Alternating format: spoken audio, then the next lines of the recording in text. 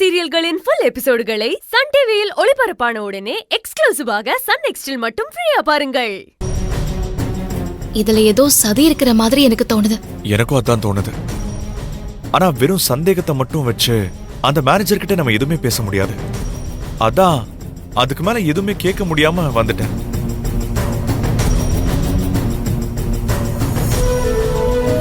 நீங்க அப்பாடா, இப்பதாங்க எனக்கு நிம்மதியாவே இருக்கு. நான் எவ்வளவு பயந்துட்டே இருந்தேன்னு தெரியுமா? நிச்சயமா நீங்க மாட்டிப்பீங்கன்னு நினைச்சேன். நல்ல வேளை எப்படியோ அந்த ஃபுட்டேஜ் இல்லாம போயிடுச்சு. எப்படியோ எப்படி ஃபுட்டேஜ் இல்லாம போகும்? நான் தான் இல்லாம பண்ணேன். என்னங்க சொல்றீங்க? நான் காட்டு தீயிலேயே கண்ணாமூச்சி விளையாடுறவன் இந்த சின்ன விஷயத்துல போய் நான் மாட்டிப்பேன் நினைச்சியா? நேத்தே அதுக்கான வேலை எல்லாத்தையும் பார்த்துட்டேன். என்னங்க சொல்றீங்க? அப்புறம் ஏன் ஃபுட்டேஜ் பாக்குற வரைக்கும் பயந்துகிட்டே இருந்தீங்க? பயந்த மாதிரி நடிச்சேன் பத்மா. நடிச்சீங்களா? எதுக்கு? அது சும்மா உன்னை கொஞ்ச நேரம் டென்ஷன்ல வச்சு பார்க்கலான்னு ஆசைப்பட்டேன். அதுக்காகத்தான். போங்க. எனக்கு பயத்துல ஹார்ட் அட்டாக்கே வந்துடுற மாதிரி இருந்துச்சு தெரியுமா? முதல்லயே ஃபுட்டேஜ் அழிச்சிட்டேங்கறத சொல்லி தொலைச்சிருக்கலாம்ல. ஆமா, எப்படி அந்த ஃபுட்டேஜ் மட்டும் இல்லாத மாதிரி பண்ணீங்க?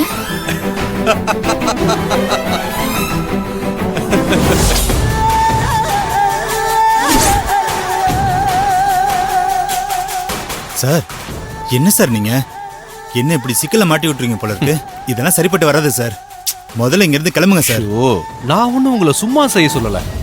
அந்த ஃபுட்டேஜ் நீங்க டெலீட் பண்ண உங்களுக்கு எவ்வளவு அமௌண்ட் வேணும்னு சொல்லுங்க, நான் தர்றேன். சார், என்ன சார் பேசிட்டு இருக்கீங்க? என்ன பார்த்தா உங்களுக்கு எப்படி சார் தெரியுது? நீங்க பண்ணிருக்கிறது எவ்வளவு பெரிய தப்புன்னு உங்களுக்கு தெரியும்ல சார். இது கொலை முயற்சி சார். Attempt to murder. ஆமா, இப்ப நான் அதை இல்லைன்னு சொல்லலையே. அதுக்கு தான் உங்களுக்கு நான் எவ்வளவு பே பண்ணணும்னு கேக்குறேன்.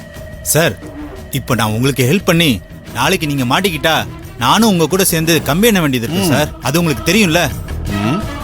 அப்புறம் ஈஸியா டீல் பேசிட்டு இருக்கீங்க. இதெல்லாம் ரொம்ப ரிஸ்க் சார். வேணாம் சார், நீங்க கிளம்புங்க.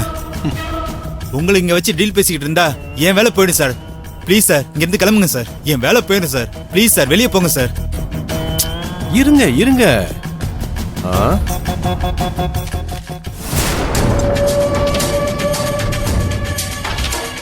சார், அது இல்ல சார். நாளைக்கு ஏதாவது ஒரு ப்ராப்ளம்னா கூடிங்க சார்.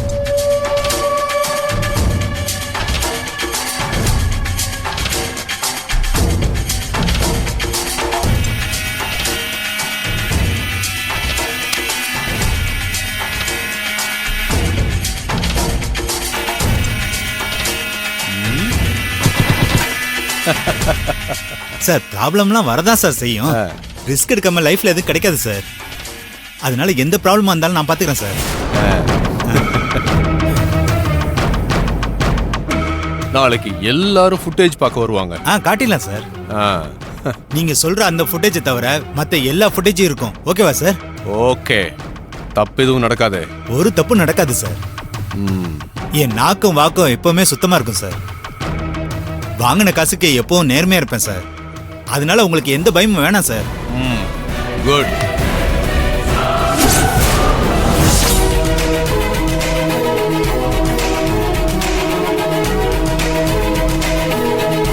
நான் கூட பயந்துகிட்டே இருந்தேங்க. போச்சு, மொத்தமா மாட்ட போறோம், அக்கா என்ன செய்ய போதோன்னு. ஆனா மேனேஜரை சரி கட்டி எப்படியோ அந்த ஃபுட்டேஜை டெலீட் பண்ணிட்டீங்க. பரவாயில்லைங்க, பிரில்லியன்ட் தான் நீங்க. நான் பிரில்லியன்ட்ங்கிறது இப்பதான் உனக்கு தெரியுதா? நீங்க பிரில்லியன்ட்னு தெரியும், ஆனா இவ்ளோ ஸ்மார்ட்டா யோசிப்பீங்கன்னு இப்பதானே எனக்கே தெரியுது. பத்மா, நான் இப்பதான் ஆபரேஷன் ஸ்டார்ட் பண்ண ஆரம்பிச்சிருக்கேன். ஆனா இந்த ஆபரேஷன் முடியும் போது நிச்சயம் கோடீஸ்வர சுந்தரமா தான் நான் மலேசியாவில் காலடி எடுத்து வைப்பேன். சரிங்க, அடுத்து என்ன செய்ய போறீங்க? இப்ப நான் அதை சொன்னா உனக்கு கேட்க அதிர்ச்சியாதான் இருக்கும். அப்புறம் நீ பயந்துருவ. அதனால இப்ப வேணா, நான் முடிச்சுட்டே சொல்றேன். முடிச்சிட்டுன்னா என்ன போட்டு வாங்குறியா? போடி, பட்ட மரத்திலே பழம் பறிக்கிறவன்னா. மொட்டை தலையில வடை சுட பாக்குறியா? போடி போ.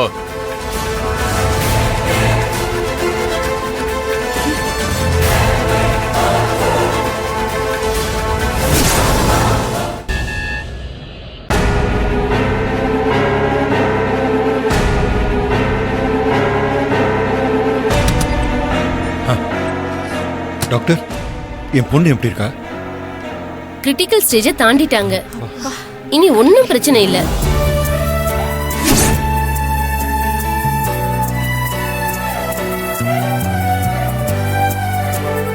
இன்னைக்கு ஒரு நாள் மட்டும் ஐசியூல இருப்பாங்க. அதுக்கப்புறம் நாளைக்கு நார்மல் வார்டுக்கு மாத்திட்டு அப்புறம் டிஸ்சார்ஜ் பண்ணிடலாம். அப்ப எங்க பொண்ணு நாங்க போய் பார்க்கலாமா டாக்டர்? தாராளமா போய் பார்க்கலாம்.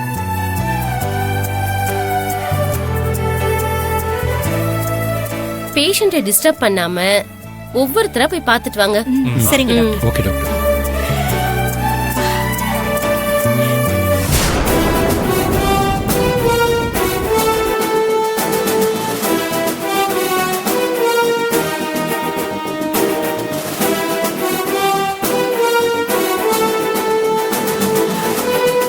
மாப்பிள, நீங்க போய் முதல்ல கவிய பாருங்க. ஆ போங்க.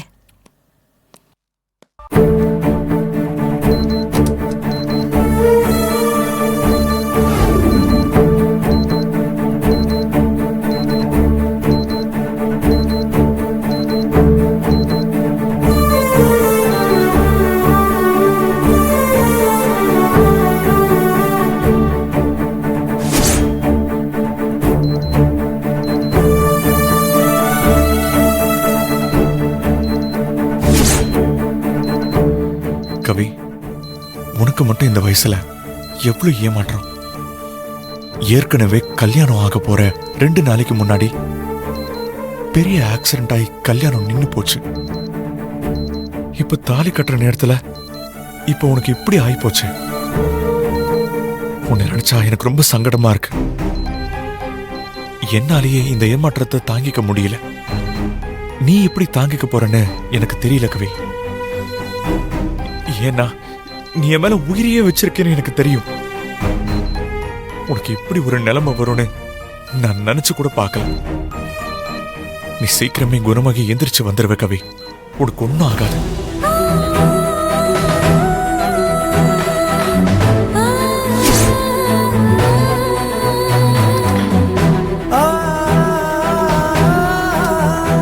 என்ன மாப்பிள்ள, பாத்தீங்களா கவி எப்படி இருக்கா? என்னங்க, நான் போய் பார்த்துட்டு வந்துடுறேன். கவி இப்ப கொஞ்சம் பெட்டரா இருக்கான்னு நினைக்கிறேன். சரி, சீக்கிரமே குணமாகிடுவாங்க.